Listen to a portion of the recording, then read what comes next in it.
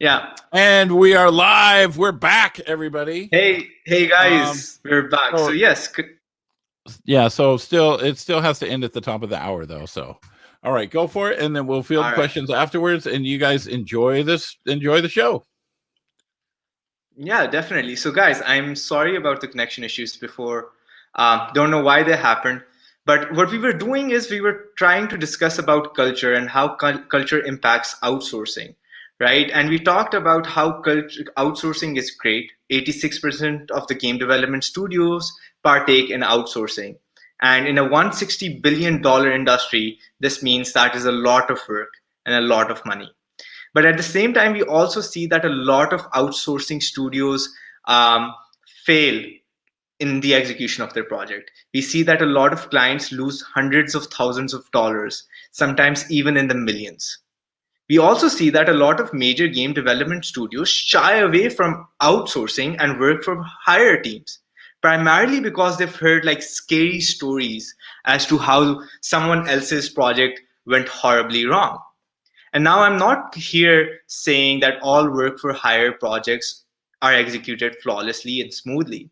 But what I am here to discuss is that one of the key reasons as to why most of the work for hire and outsourcing projects fail is the cultural mismatch between the outsourcing studio and the studio that's getting the outsourcing done. If a client in the US is getting outsourced work done from someone in the Ukraine, they're going to face a ton of problems. And all of these problems, as I said earlier, can be condensed into the same thing, which is a cultural mismatch. Now, cultural differences arise primarily because each organization is different. It has different individuals. Each individual brings with him or her their own set of beliefs. And yeah, it is impossible for two organizations to have the same culture. Most of the times in similar regions, the cultures of organizations are pretty much the same. But at the end of the day, every organization is unique.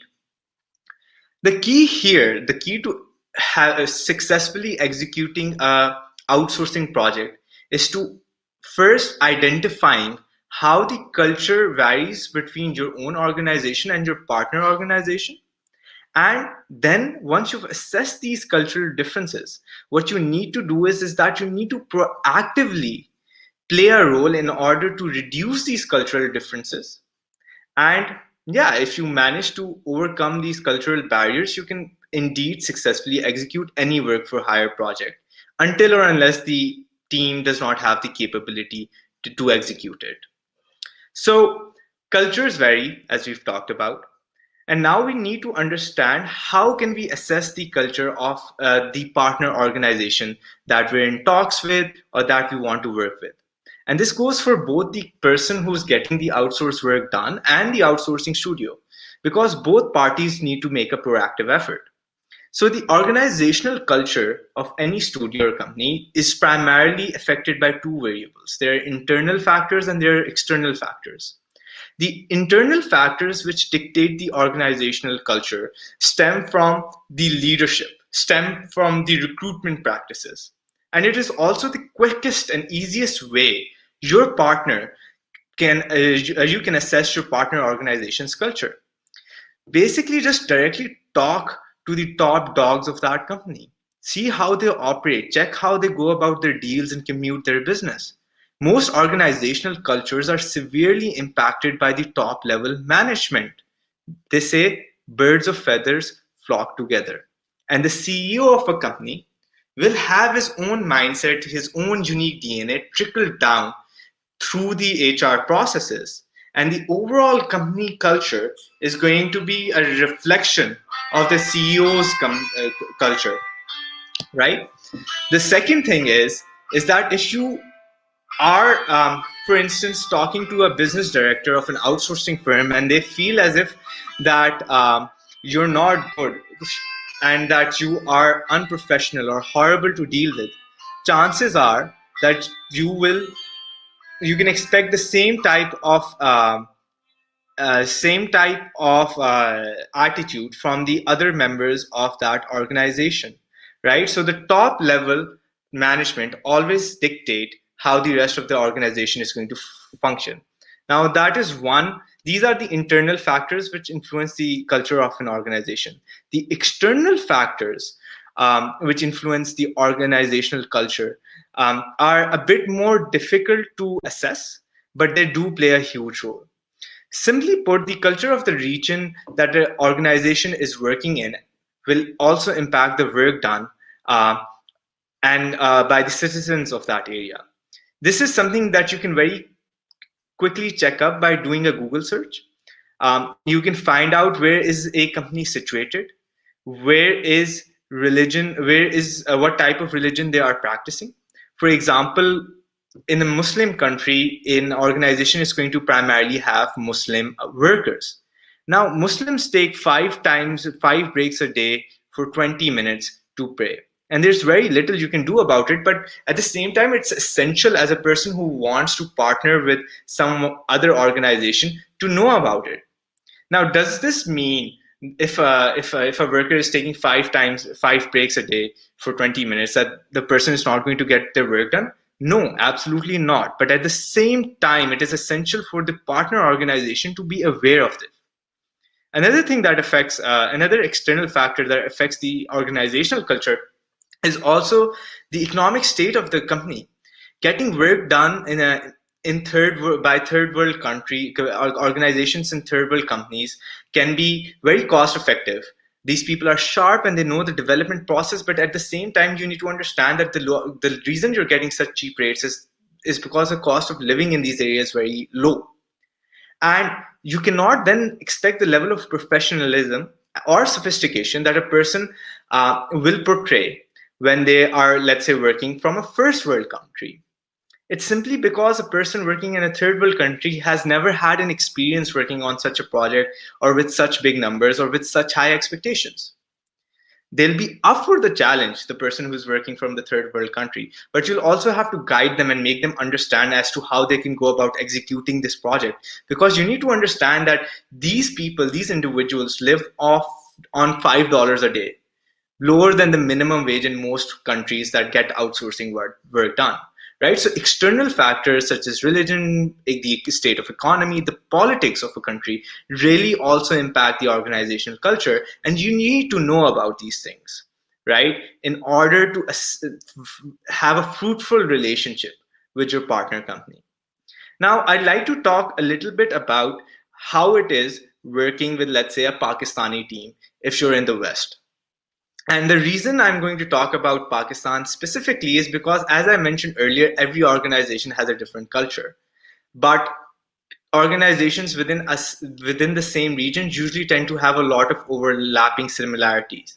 So this experience that I'm talking about, or these habits of Pakistani teams, is something that you will also find working with other companies in the subcontinent or South Asia. Now, the first thing that you will notice working with companies from Pakistan is that they are very community oriented. They're happy people, and they're big with making friends, going the extra mile for people they care about. And this is something actually very important because in the West, the organizational cultures are very individual centric, right? And this is a huge mismatch because in Pakistan, someone will actually end up doing something for a client, even if it's costing them the more to do it, simply because the client might be someone they like.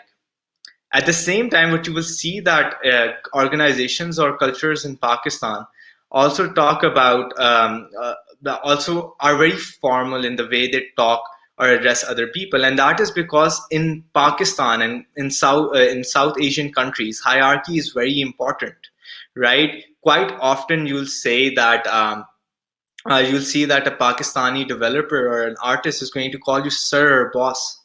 Now, this is now people in the West, my friends at least, hate it.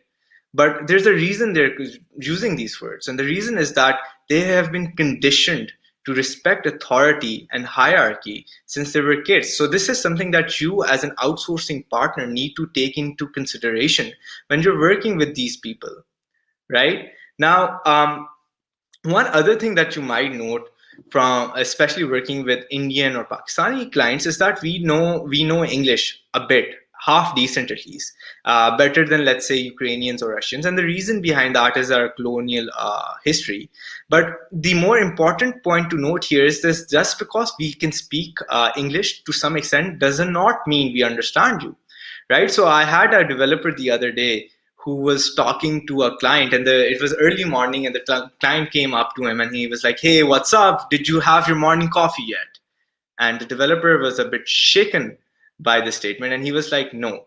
And the client said, "All right, why don't we cut this call off? You go get your coffee, and then we can reconnect."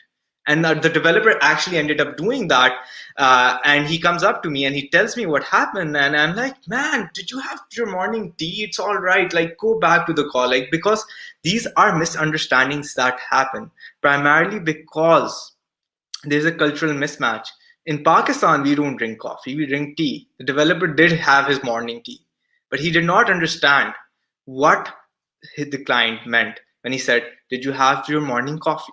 So these are things that you need to keep into consideration, right? But working with Pakistani or, like, outsourcing teams is great because there's a huge you know ability to have great cost savings. You can have very flexible teams that can be working on multiple projects, right? Because these people are very skilled.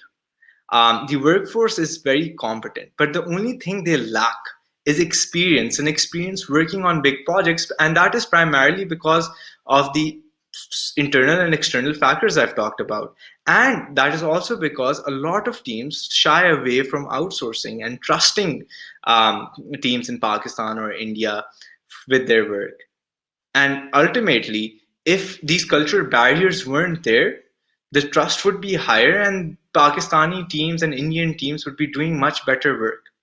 So I've talked about how you can assess a company's organizational culture, and I've talked about what cultural things you can expect with working with someone in Pakistan.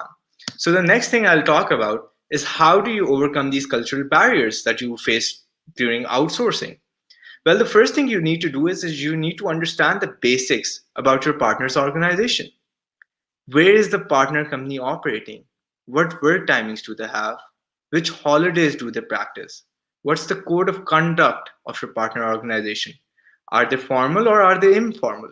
Do they like conversing over call or do they prefer email? All these questions matter. You need to plan out the production process while having these things in mind. What happens if you're on a Christmas break, but your client is willing? Excuse me for a second. What happens if you're on a Christmas break, but your client your client team is working, but you're on Christmas break and they need some guidance on your side? What will you do? You need to plan out of these things. You need to do this research. How are you going to go about the project timeline? If you're outsourcing to a company which has public holidays near the time you want to release that game, right? So these are problems that you need to take into account and you need to solve. So plan and know about the partner organization you're going into bed with, right? The second thing actually is you need to have good faith and you need to trust your partner organization. Now, this is kind of trust is like kind of like a chicken and egg problem, right? For trust, you need to have some sort of relationship with the individual you're working with already. And this is where the problem arises, is because if you haven't worked with anyone, how do you trust them? Well, you trust them by having good faith. And by the principle of good faith is basically very simple. It states that just have the belief that whatever that the other person is doing they're doing it in good faith, right? And this is extremely important, because if you don't have any type of good faith in your transaction, it's not going to pan out well. And it's natural not to trust the other individual, especially if they're on the other side of the world, right? In the past, when people trusted strangers, especially strangers from strange tribes, they ended up dying. So yeah, this is a natural human instinct not to trust other people. And to trust other people, you need to have that element of good faith in you.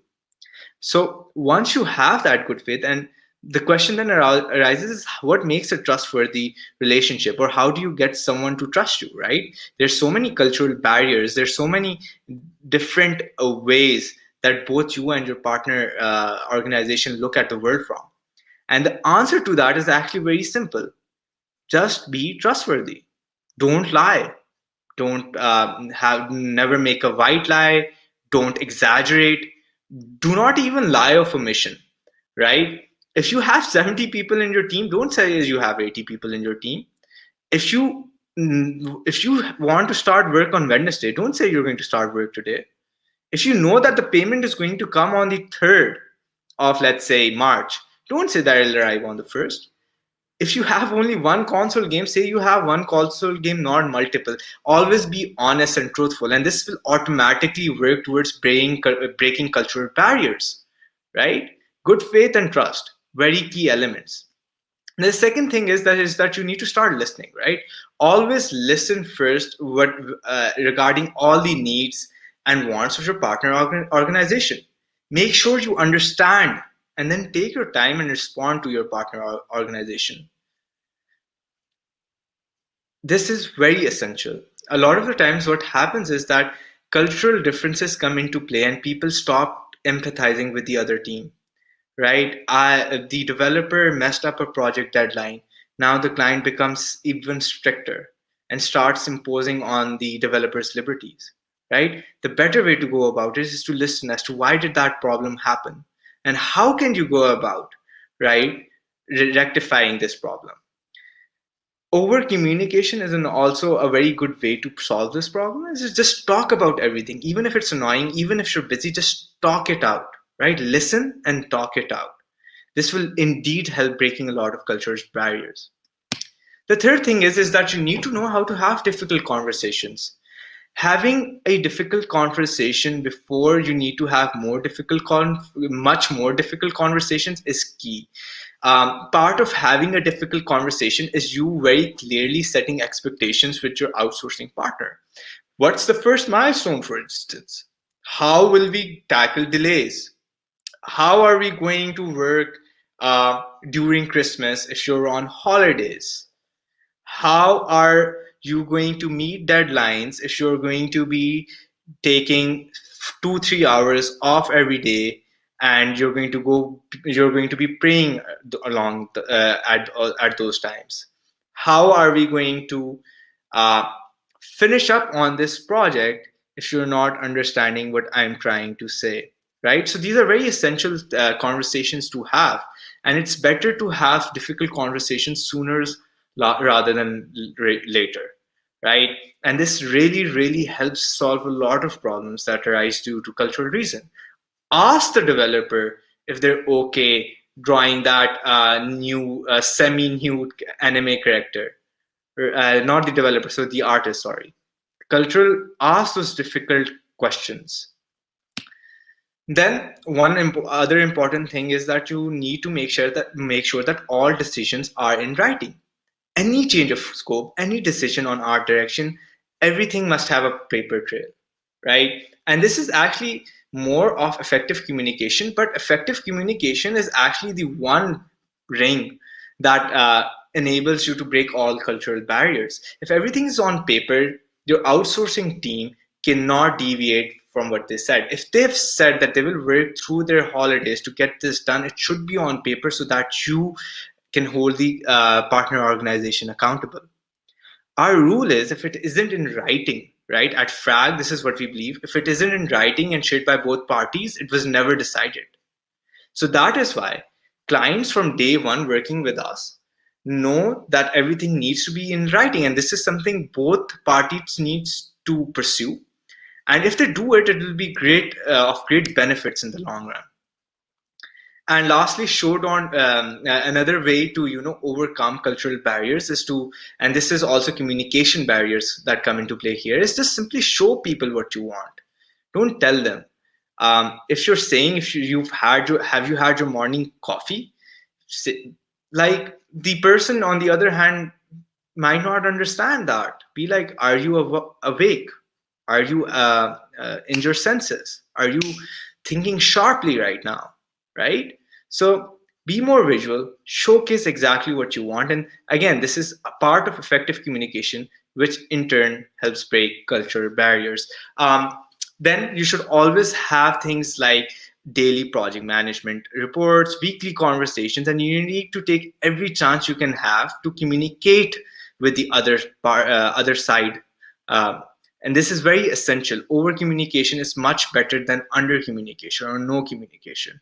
It can help save you a lot of time in the future. It can help in project execution. And always be, very gracious with your compliments. Talk about the future, compliment on what's been done well, and always give feedback on things that need to be improved. And this actually brings me to the second point, is that uh, communication and cultural barriers go hand in hand, and you need to be very straightforward when you're talking to your partner, right? You can't use jargon that they don't understand. You need to be very straightforward in terms of communication, and you need to boil it down to the lowest common level of sophistication. There's a book called Made to Stick which talks about this, and they do it perfectly. Pakistanis, Indians, Ukrainians, Russians, more often or not, they get lost in technical jargons by clients from the West, right? So you need to be very straightforward and to the point. Lastly, if you are in in a situation where there is a conflict due to cultural barriers, right? What you need to do is that you need to make a proactive effort in order to solve it. You need to stop playing the blame game. Whenever there's a failure in the execution of a project, each party will have their own subjective perspective, right or wrong.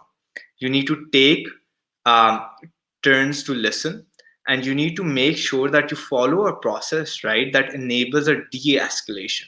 What you should do is, right, if you're a client, for instance, you should need to start by understanding why the developer failed or the artist failed.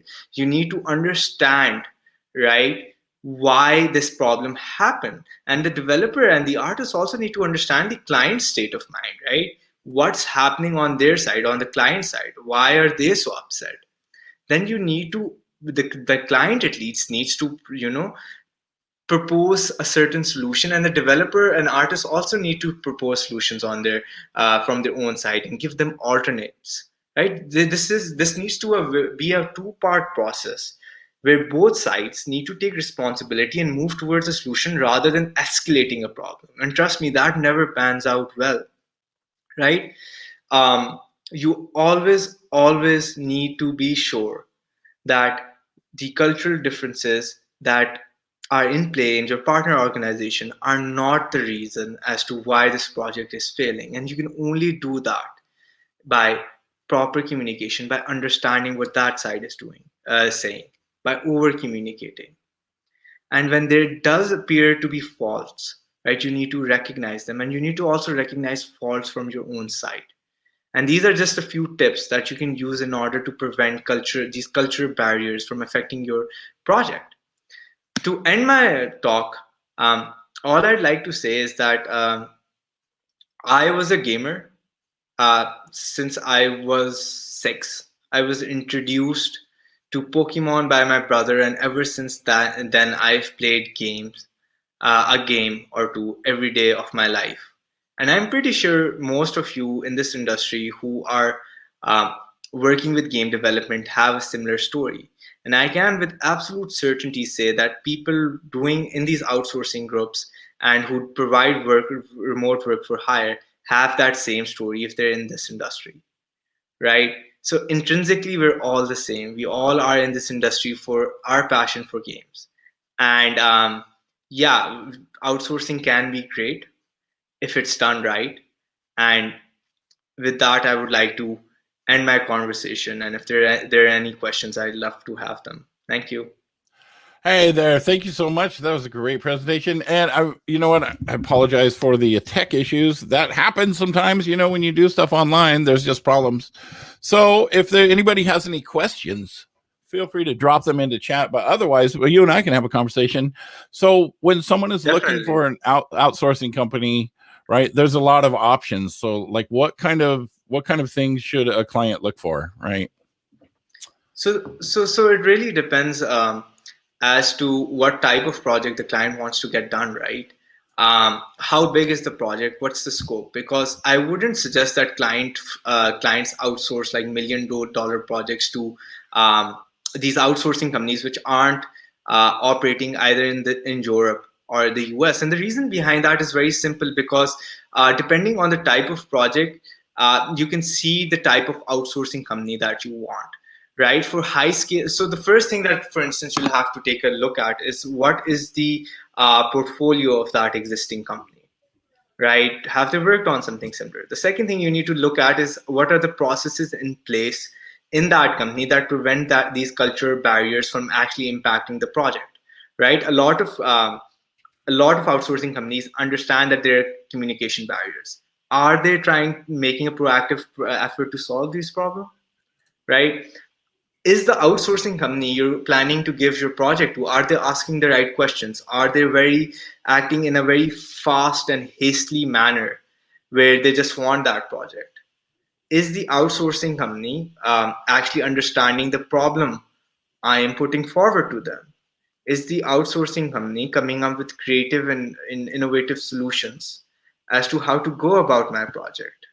Is there proper documentation in place? Are they asking me to provide a proper GDD for my project? Are they asking me to go through a proper contractual procedure?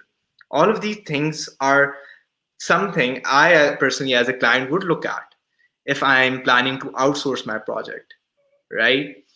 Because quite often people show work that they haven't really done to get projects, and there are a lot of check marks that you have to make sure are there before you give them that project. Right, that's good stuff. So when outsourcing, what like for you specifically, like how many people generally work on a project, or? So it really depends from project to project, right? We have projects which are in the hundreds of thousands that we have entire dedicated teams for. Mm-hmm. This And then we have projects in the thousands which only one or two developers are looking after, right? Currently at Frag, we have over 80 individuals that sit across like different tables and work on projects. But again, really as to how many people will work on them. Okay, so how, like, so someone has a contract and you guys Yeah. are supposed to do just specific things. Like, how easy is it for an outsourcing company to shift what they're doing? Like, what if the game design documents change right in the middle of development? How does that whole process work? So, I'm sorry I couldn't get your question. You're saying how easy is it for an outsourcing company to change what they're doing on the Right. fly as they're developing the project? Mm-hmm.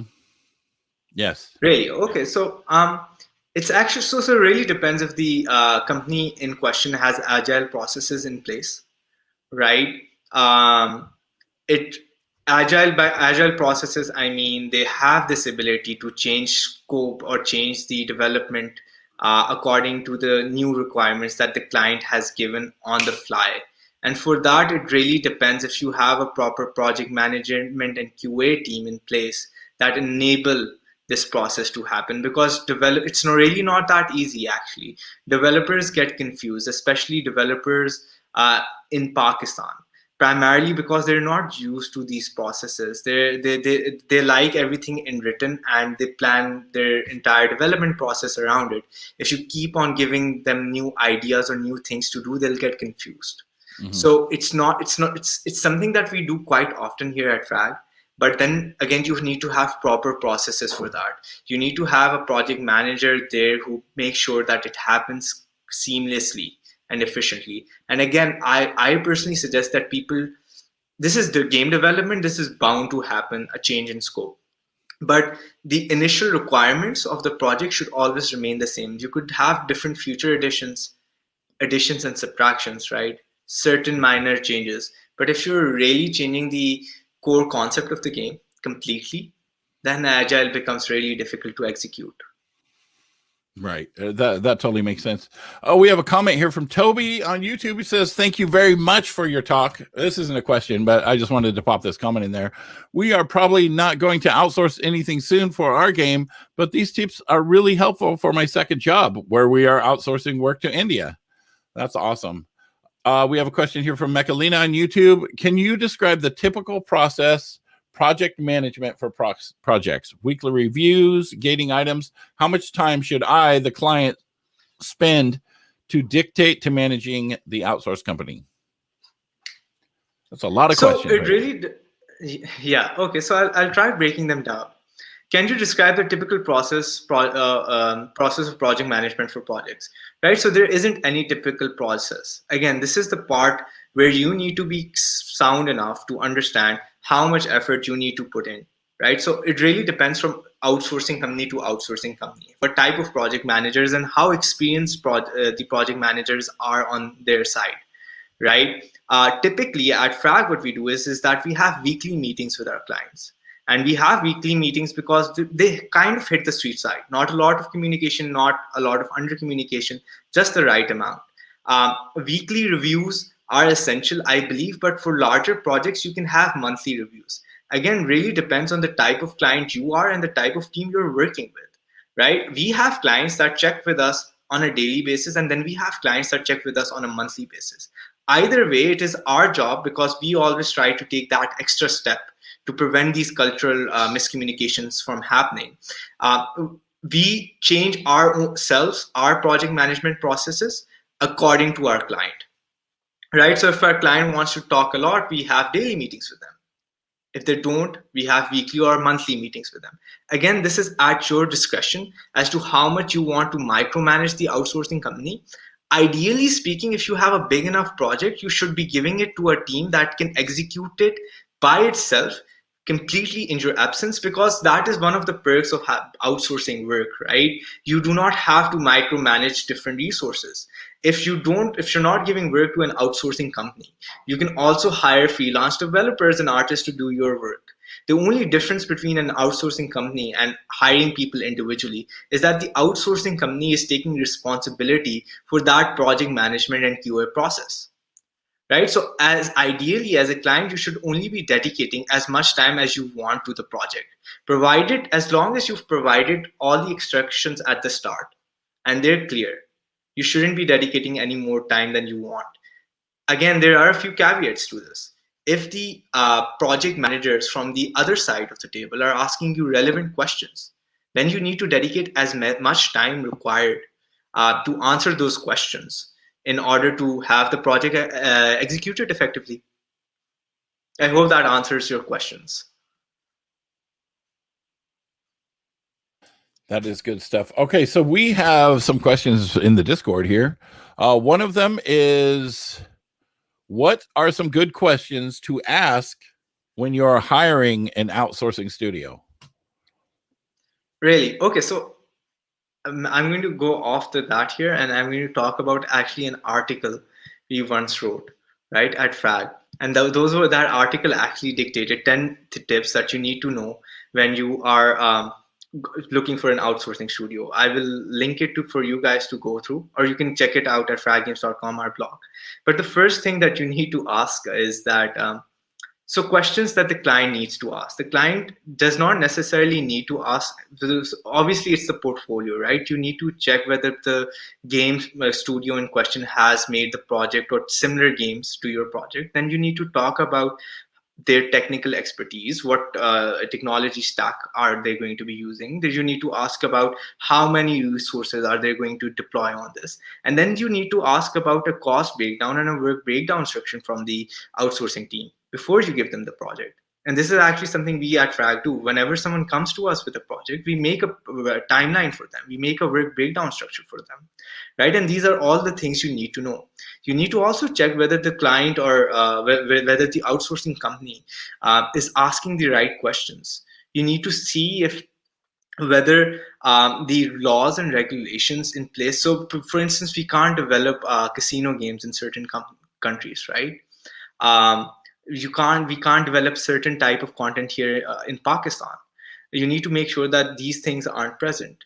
But ideally speaking, it should be the outsourcing company's response to your response to your information that should enable you to assess whether they're the right fit or not. If, for instance, you ask them to make a game, and they come back to you and say, okay, we can make this game, it's going to cost you an X amount of money, that's not an outsourcing studio you want to work with. You want to work with professionals who take their time with the pre-production phase and ask you relevant questions. And I hope that helps answer your question. It is more about, it helps by when you're selecting a company, you need to focus more on what questions are they asking, how serious do they seem, right? Okay, fine, they have a great portfolio and they've done relevant stuff like this in the past, but how are they taking the process? Are they taking this game seriously? Do they understand the magnitude of what we're trying to create? Do they understand my vision? Do they have the processes in place to execute this? It's a 3D game. The outsourcing studio only has 2D artists and 2D animators. How are they going to do it? They're probably going to sublet this work to some other studio, right? So you need to make sure you know all of this before you go into this relationship. So when you're looking for an outsourcing company, do you ask for guarantees? Like, is there a guarantee of what the quality is, how fast it gets delivered, security, confidentiality, that kind of stuff? Yeah, so NDAs are the standard, right? You have to make sure that the company signs an NDA. There's contractual things that you need to take into consideration, obviously. You need to make sure that everything is written down. And what you also need to make sure is that the company that you're talking with, right, before you send them any type of kickoff, they have a proper work breakdown structure which talks about different milestones, right? This is how long it's going to take to create the alpha. The alpha is going to have player movement mechanic, camera controls, 3 variations of the main character, all of this good stuff present, right? And then the alpha is going to cost this X amount of money. We should have, and then there's additional terms that you add with it. We might, the alpha, there might be a 2-week grace period, after which every day of delay incurred in getting the alpha delivered will result in a $100 or $200 deduction in the overall price that the client has to pay, right? So these are different things that you need to take into consideration. Right, that makes sense, big time. All right, so one more question. What's the best way to manage teams that are not in the same time zone? Because I know that's a big one. Yeah, that is. So and that's a problem we faced a lot here at FRAG. And we had very little time to discuss this very important topic. I actually forgot to talk about time zones. The best way to do it is that you need to make sure that you're available to talk to the client, and there is one point of contact who's always there.